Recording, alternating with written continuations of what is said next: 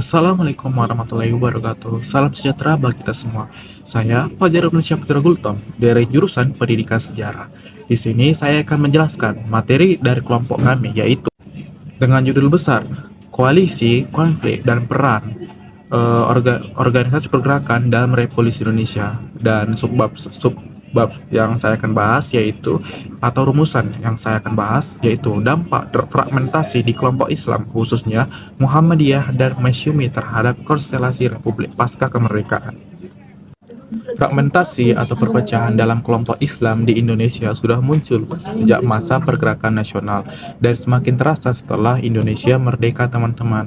Nah, dua organisasi yang paling berpengaruh saat itu ialah yang pertama adalah Muhammadiyah dan yang kedua adalah Masyumi, teman-teman. Meskipun mereka sama-sama berakar pada gerakan Islam yang berkemajuan atau Islam modernis, keduanya memilih jalan berbeda dalam membangun republik yang baru berdiri, teman-teman.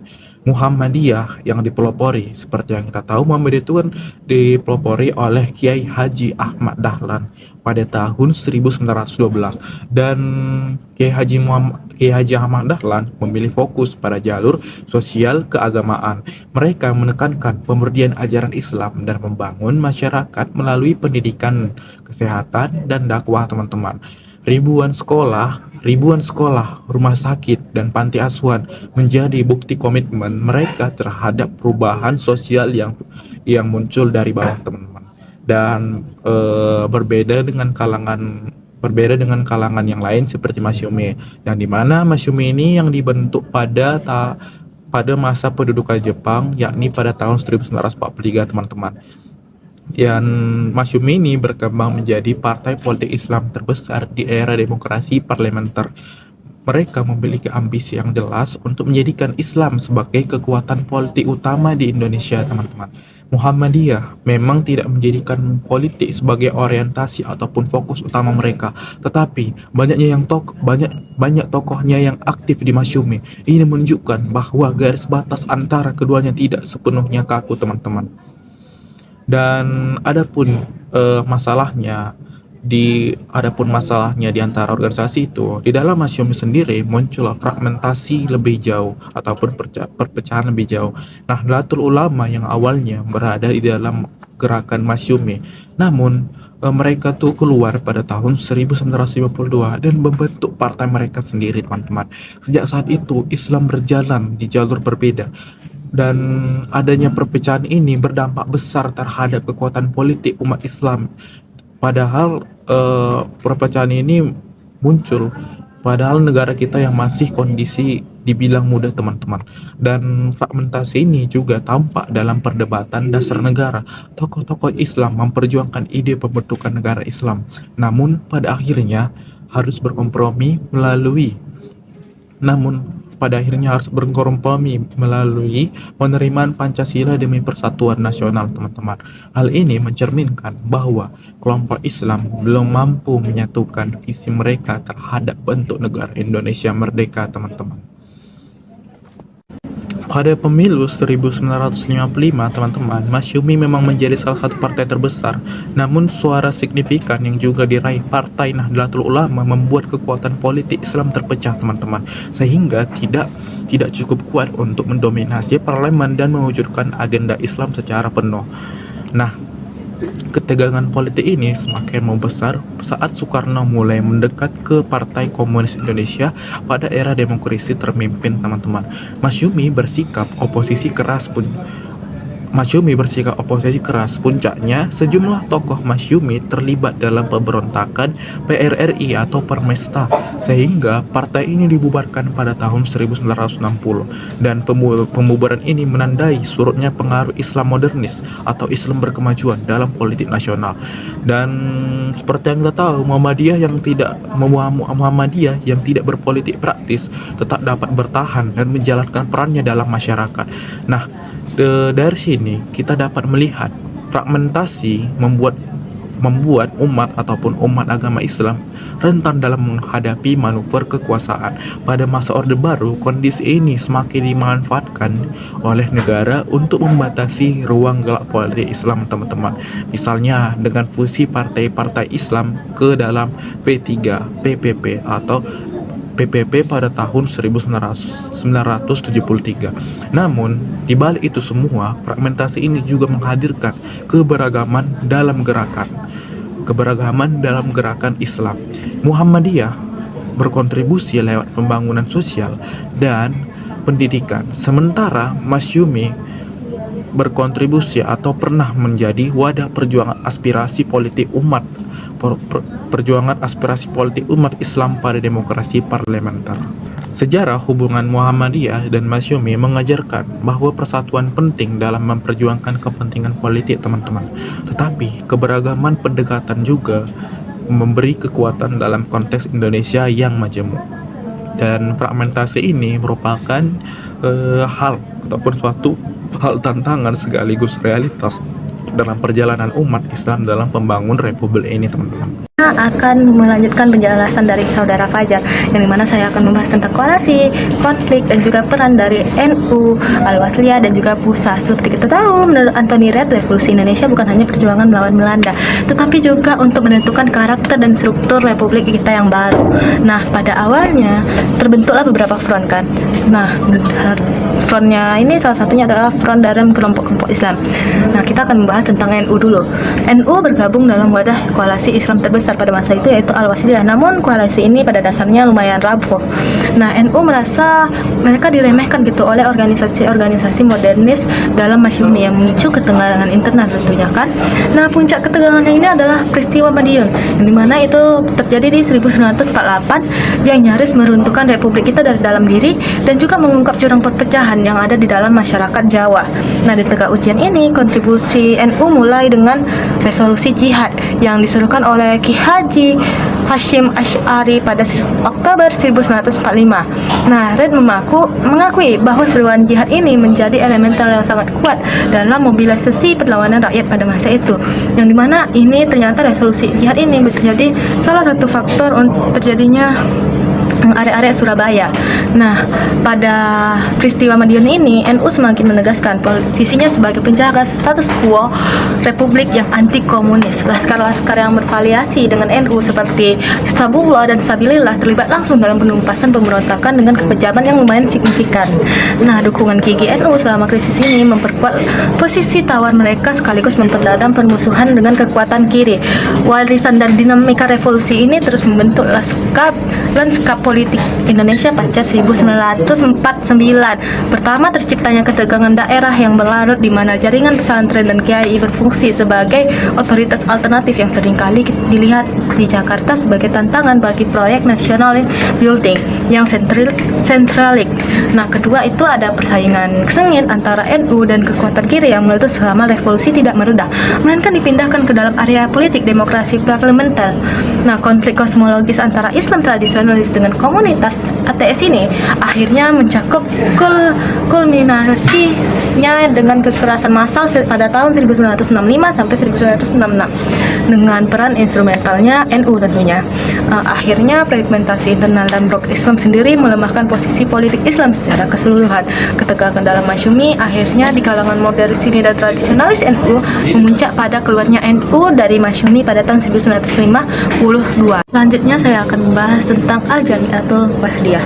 Nah, berdasarkan analisis Anthony Reid, Al-Wasliyah ini berperan sebagai jembatan yang lumayan krusial lah bisa dibilang antara pemerintahan pusat di Jawa dengan realitas sosial politik yang unik di Sumatera Timur pada masa itu. Di tengah revolusi yang lumayan bisa dibilang pergolakan sosialnya untuk tinggi untuk meruntuhkan struktur feodal, Al-Wasliyah muncul sebagai pilar stabilitas bagi Republik Indonesia di Sumatera Timur pada masa itu.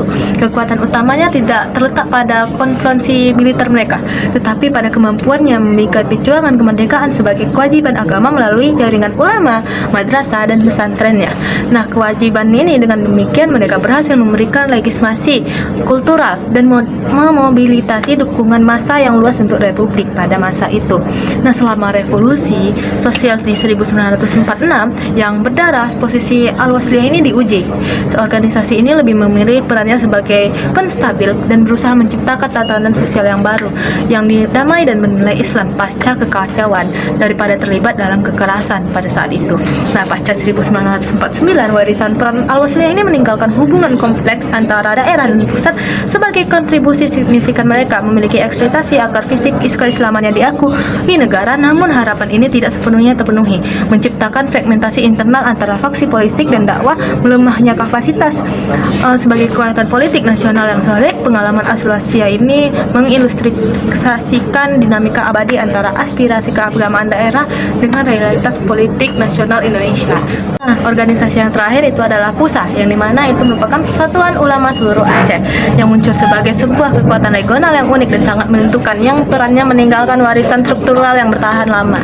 Nah, kemunculan PUSA sebagai kekuatan dominasi di Aceh tidak dapat dipisahkan lah dari revolusi sosial di 1945 hingga 1946 yang menggambarkan raid sebagai pembersihan yang paling berdarah dan tuntas di Indonesia. Peristiwa ini merupakan pembantaian sistematis terhadap kelas bangsawan feodal, atau kalau di Aceh kita lebih kenalnya sebagai Boleh Balang, yang dilakukan oleh kekuatan PUSA di bawah pemimpin mereka Teuku Daud Beureuh.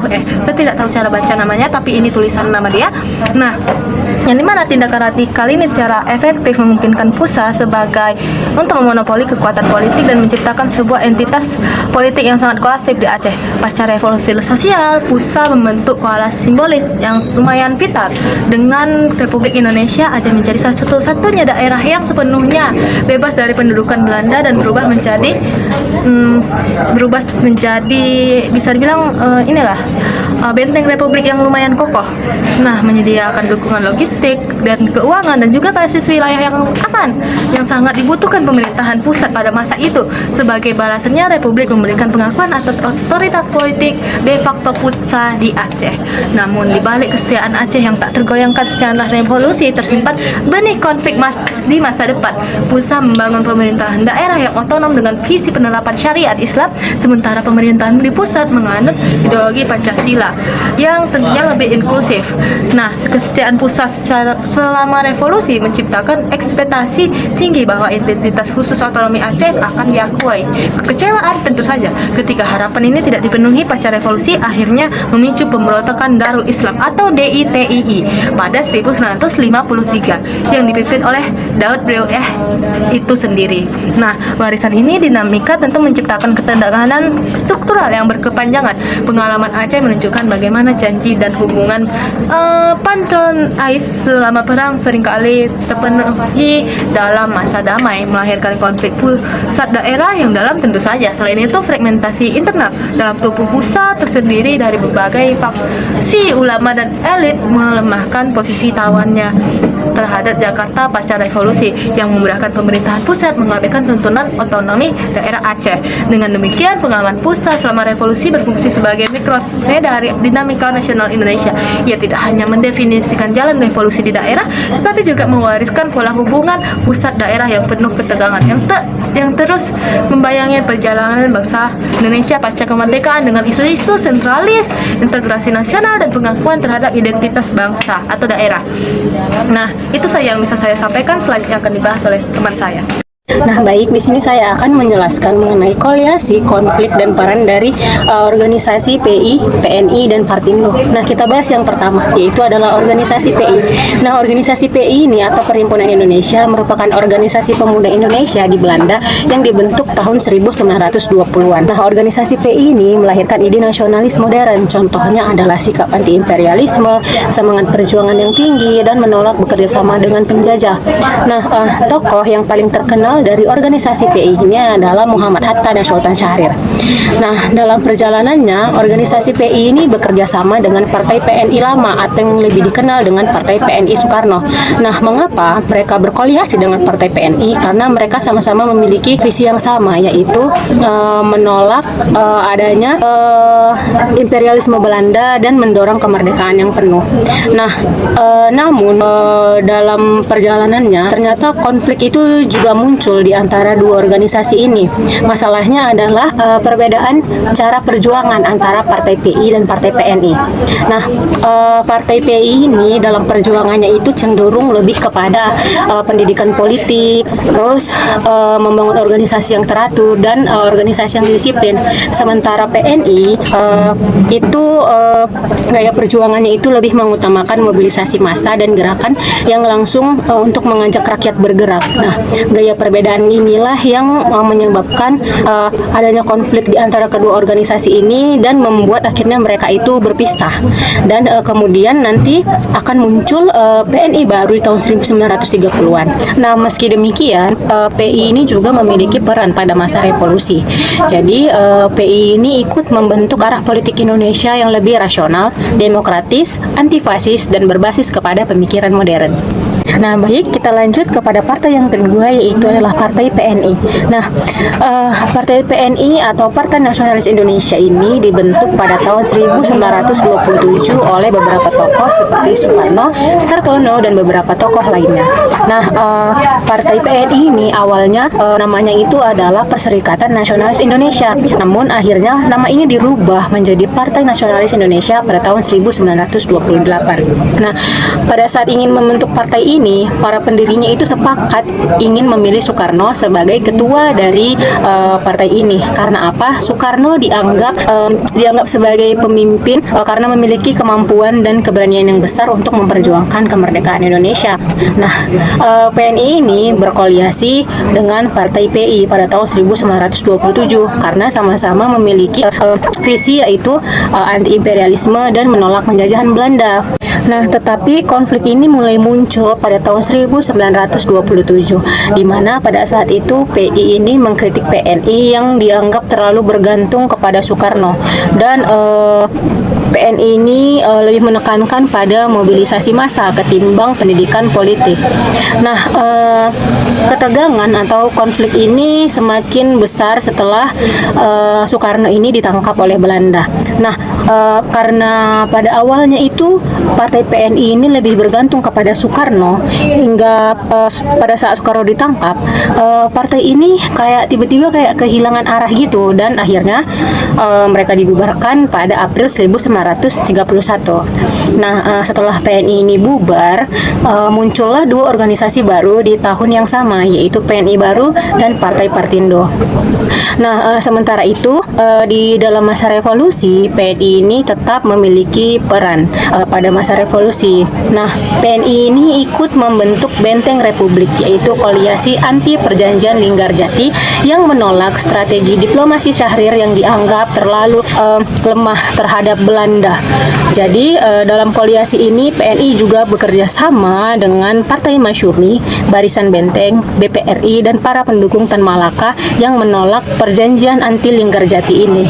Nah, oke, lanjut kita membahas partai yang ketiga, yaitu adalah Partindo atau Partai Indonesia. Nah, jadi Partindo ini muncul pada 29 April 1931 sebagai organisasi pengganti setelah PNI lama itu dibubarkan oleh adanya tekanan dari kolonial dan adanya konflik internal. Nah, Partindo ini dibentuk untuk meneruskan perjuangan dari Soekarno yang berfokus pada gerakan massa. Nah, organisasi ini menolak keras strategi kooperatif terhadap Belanda dan lebih memilih mobilisasi rakyat serta aksi politik langsung sebagai cara memperjuangkan kemerdekaan Indonesia. Dalam perkembangannya, Partindo ini menjadi salah satu kekuatan yang mampu menggerakkan massa dalam jumlah yang besar dan menciptakan basis dukungan yang luas. Nah, dalam perjalanannya, Partindo ini berkoalisi dengan banyak partai yang bergerak dalam lingkungan kelompok nasionalis radikal, termasuk ex dari PNI ini sendiri, dengan jaringan organisasi pemuda Jawa dan Sumatera, PPPI, serta kelompok intelektual kampus. Nah, namun seperti organisasi lainnya, Partindo ini juga mengalami konflik internal. Jadi konflik ini muncul karena kelompok radikal non-kooperatif yang ingin terus melakukan aksi langsung dan kelompok moderat yang lebih terbuka terhadap kerjasama atau taktik kooperatif. Nah, jadi secara keseluruhan peran Partindo tetap konsisten gitu, melanjutkan model perjuangan Soekarno dan mengandalkan mobilisasi massa sebagai kekuatan utama dalam menentang kolonialisme. Nah, berdasarkan hubungan koliasi yang pernah terjadi antara PI, PNI, dan Partindo ini, ketiganya ini menghasilkan 3 model kekuatan politik yang membentuk arah perjalanan politik Indonesia. Nah, PI ini mewariskan model politik yang lebih demokratis, yaitu gaya politik yang mendorong negara berbasis parlemen dan diplomasi dan proses politik yang rasional. Nah, di sisi lain, Partai PNI dan Partindo ini lebih menonjolkan nasionalisme massa dengan gaya politik yang bertumpu pada kekuatan mobilisasi rakyat. Koliasi dan konflik yang muncul antara ketiga partai ini juga meninggalkan warisan ideologi yang membentuk dinamika politik Indonesia setelah tahun 1949. Nah, misalnya ini ada ideologi populis radikal yang berasal dari PNI ala Soekarno yang dicirikan oleh sikap anti-imperialisme keras, penggunaan mobilisasi massa, dan penolakan terhadap kompromi politik. Terus selanjutnya di sisi lain, Partai PI ini mewariskan ideologi intelektual sosial, yaitu gaya politik yang menekankan pada pendidikan kader, organisasi yang rapi, modern, dan elitis. Gaya dari Partai PI inilah yang kemudian banyak melahirkan generasi teknokrat pada masa Indonesia merdeka. Dari ketegangan dan perbedaan strategi ini lahir 2 jalur nasionalisme, yaitu jalur radikal yang mengutamakan gerakan massa dan jalur moderat yang mengutamakan pendidikan serta pendekatan diplomatik. Nah, jika dilihat hubungan dari ketiganya ini, PI ini lebih bergerak ke arah modern dan intelektual, PNI fokus pada gerakan massa, Partindo ini menjadi kelanjutan tradisi politik PNI. Nah, koliasi dan konflik mereka ini akhirnya memberikan fondasi penting bagi perkembangan politik Indonesia. PI mewariskan tradisi pendidikan politik, sedangkan PNI mewariskan tradisi nasionalisme massa yang kuat. Baik, saya Natalia Shianturi akan melanjutkan mengenai koalisi, konflik hingga peran di 2 partai, yaitu Gerindo dan juga Parindra dalam revolusi Indonesia. Sebelumnya, untuk koalisi ini sendiri merupakan aliansi ataupun kerjasama antar kelompok atau juga partai politik. Untuk Gerindo sendiri merupakan singkatan dari Gerakan Rakyat Indonesia, sementara Parindra sendiri merupakan Partai Indonesia Raya. Kita kembali ke rumusan masalah yang akan saya bawakan itu mengenai bagaimana kondisi ataupun situasi politik Indonesia menjelang tahun 1945 dan juga bagaimana 2 partai ini berpengaruh besar terhadap proses menuju revolusi Indonesia.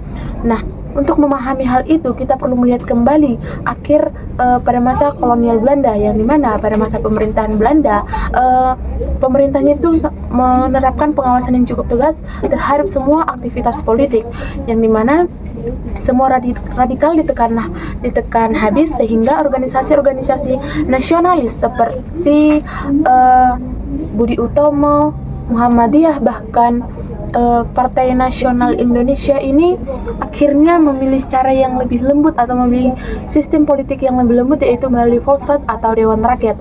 Namun melalui cara ini yang menjadikan kekuatan yang bergerak hingga saat ini dan masih mempertahankan hak-hak bangsa.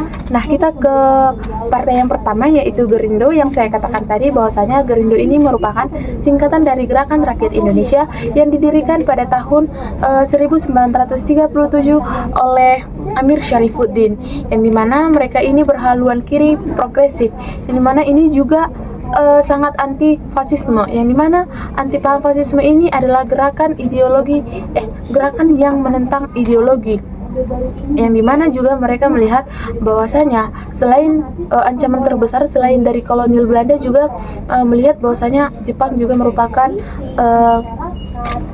ancaman terbesar, dan bahkan juga untuk sikap anti Jepang ini sudah ada jauh sebelum Jepang masuk ke Indonesia, yang dimana juga untuk partai Gerindo ini sendiri melihat bahwasanya Jepang menganggap Jepang itu membawa ideologi fasis Asia.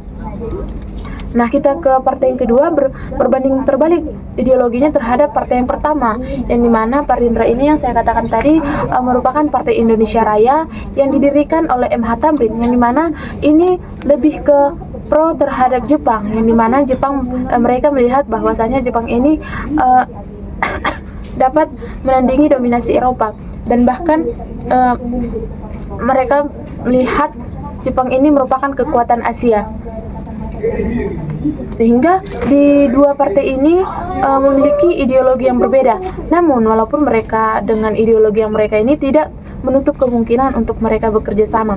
Justru menariknya, walaupun Perindo dan juga Parindra ini merupakan partai yang ideologinya berbeda, namun mereka tetap membangun koalisi pragmatis, yang dimana koalisi pragmatis ini sendiri merupakan kerjasama sementara, bukan karena mereka sama terhadap ideologinya, kan saya katakan tadi berbeda, namun karena melihat situasi ataupun kondisi politik Indonesia mengharuskan mereka untuk demikian, dan juga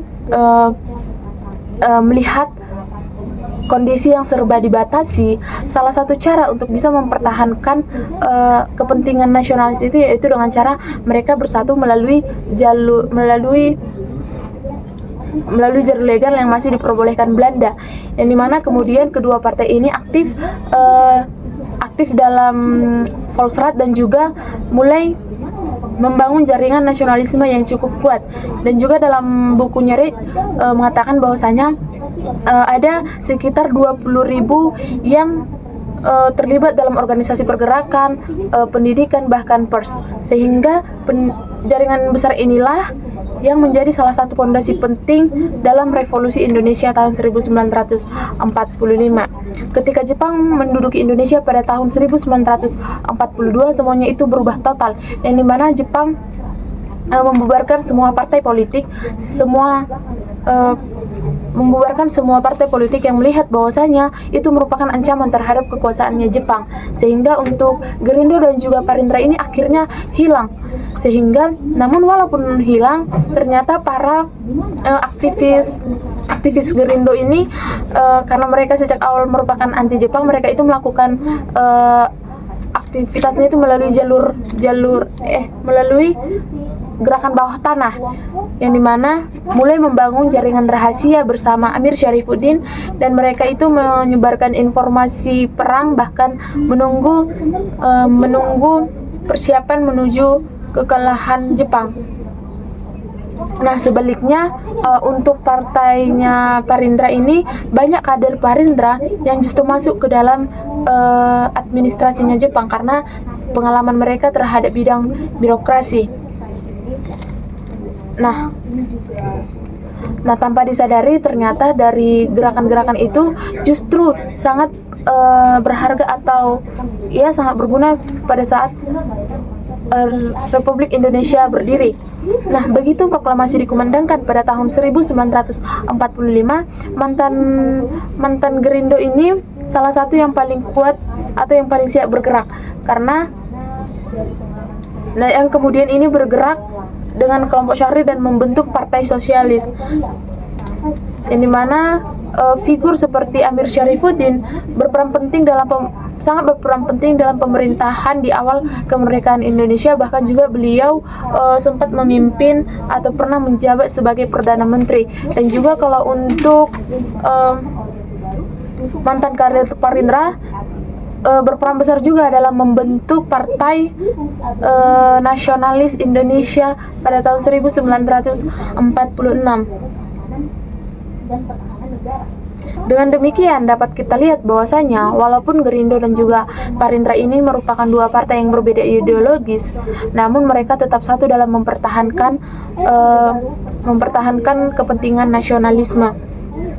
Yang kalau kita lihat, Gerindo ini memberikan tenaga ideologis dan semangat perubahan, sedangkan Parindra ini lebih ke menjaga stabilitas administrasi. Nah, dari arus inilah yang bersama-sama membentuk dinamika politik pada masa revolusi Indonesia.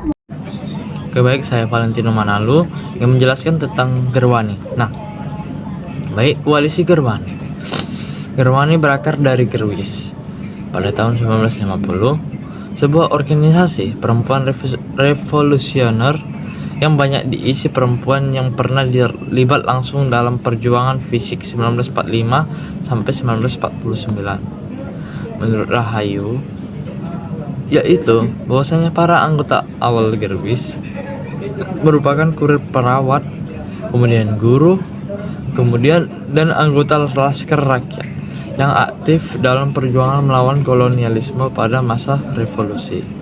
Nah, kemudian Gerwis berubah menjadi Gerwani pada tahun 1954. Nah, yang dimana jaringan koalisi politik yang luas pada saat itu menjalin hubungan erat dengan PKI, SUPSI, Lekra, dan Pemuda Rakyat sehingga menjadi bagian penting dari aliansi Kiri Indonesia. Nah, sementara itu Gerwani juga bekerja sama dengan pemerintah daerah, yang dimana bekerja samanya ini untuk menjalin pemberantasan buta huruf dan pendidikan bagi perempuan. Nah, kemudian Gerwani sempat menjalin koalisi dengan organisasi perempuan lintas ideologi. Meski hubungan tersebut sering menegang karena perbedaan politik. Kemudian saya yaitu konflik di Gerwani, yaitu yang dimana adanya konflik ideologi, yang dimana Gerwani berbeda dalam berbagai konflik politik era. Nah, pasca kemerdekaan, pertentangan antara Gerwani dan organisasi perempuan non kiri seperti wanita Katolik, kemudian PII Putri, kemudian terutama terkait perbedaan visi mengenai gerakan perempuan. Nah, kemudian yaitu konflik politik anti komunis. Nah, kedekatan Gerwani dengan PKI menyebabkan beberapa hal yang menjadi sasaran propaganda. Nah, di mana anti komunis puncaknya setelah peristiwa G30S, ketika Gerwani difitnah terlibat dalam penyiksaan di lubang buaya, yang dimana dinyatakan pada buku tersebut bahwasanya itu hanyalah dekonstruksi dari pihak anti komunis. Kemudian konflik internal gerakan perempuan. Kemudian peran Gerwani dalam revolusi pasca revolusi. Nah, yang dimana pendiri Gerwani memang terlibat dalam perjuangan revolusi pada tahun 1945 sampai 1949. Nah, Gerwani berperan dalam pendidikan politik, literasi perempuan, dan pembentukan kesadaran gender. Nah, kemudian menunjukkan bahwa Gerwani aktif mendampingi perempuan petani dalam konflik agraria. Keterlibatan Gerwani dalam melawan struktur feodal dan kekerasan berbasis gender. Nah, kemudian Gerwani menjadi salah satu organisasi perempuan paling aktif sebelum dihancurkan pada 1965. Oke, baik, selanjutnya saya akan membahas tentang PP, yang dimana PP yaitu Pemuda Pancasila. Nah, yang dimana PP ini lahir dengan ideologi anti komunis. Nah, PP tidak terlibat dalam revolusi 1945 sampai 1949 karena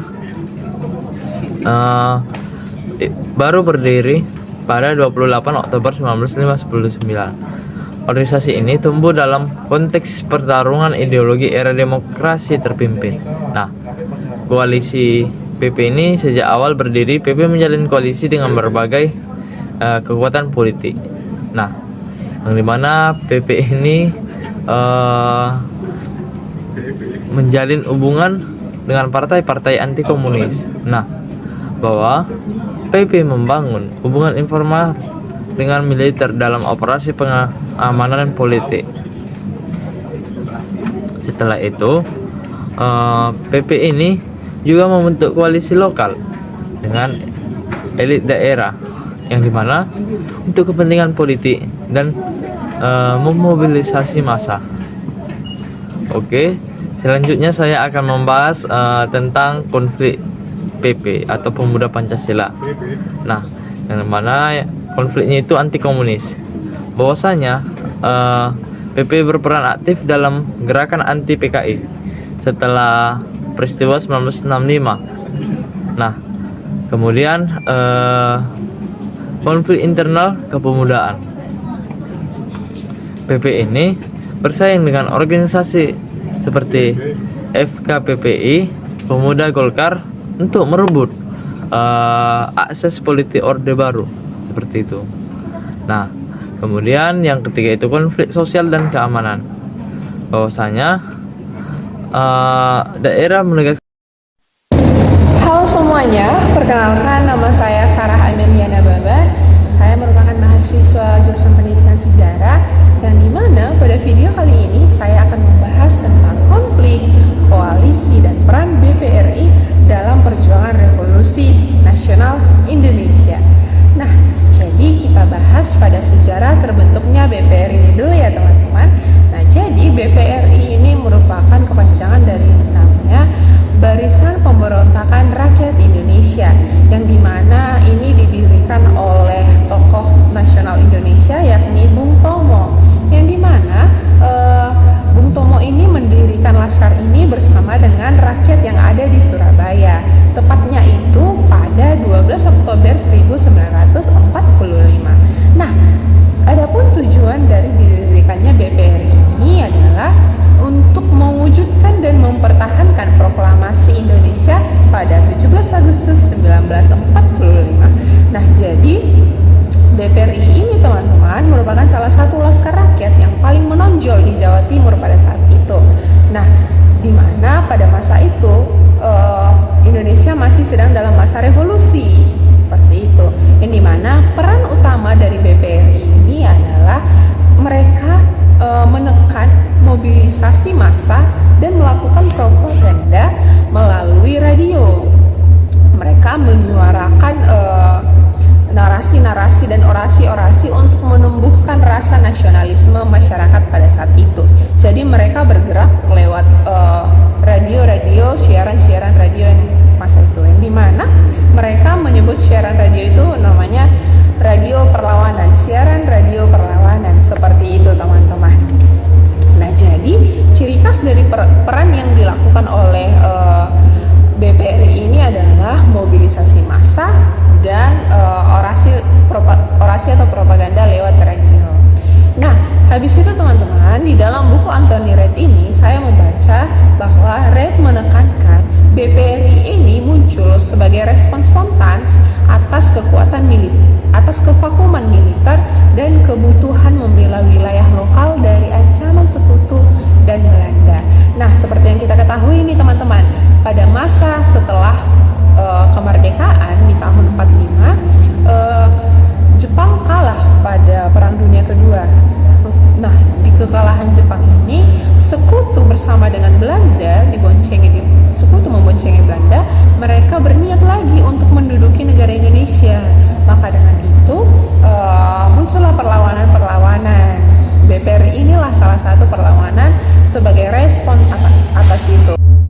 Nah, tetapi teman-teman perlu diketahui bahwa BPRI ini tidak berdiri sendiri teman-teman.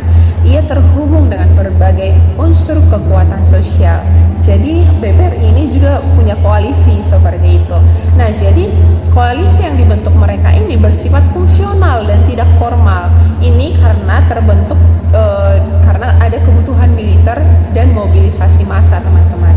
Nah, adapun koalisi-koalisi yang terbentuk saat itu meliputi organisasi pemuda dan laskar lokal. Nah, jadi teman-teman, BPRI ini bekerja dengan laskar-laskar pemuda, diantaranya yakni PRI atau Pemuda Republik Indonesia, Arek-Arek Surabaya, Pemuda Ekspeta atau HEIHO, dan berbagai organisasi laskar daerah lokal lainnya seperti itu.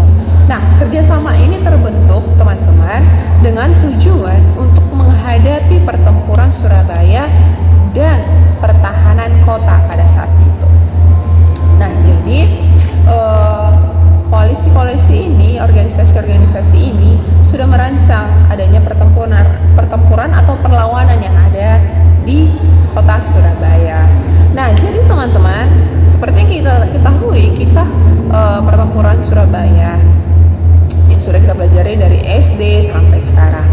meskipun pertempuran Surabaya ini teman-teman berakhir dengan kekalahan bagi Indonesia, tapi pertempuran Surabaya ini berhasil mengusung opini Indonesia atau mendukung opini Indonesia dan internasional untuk mendukung perjuangan kemerdekaan.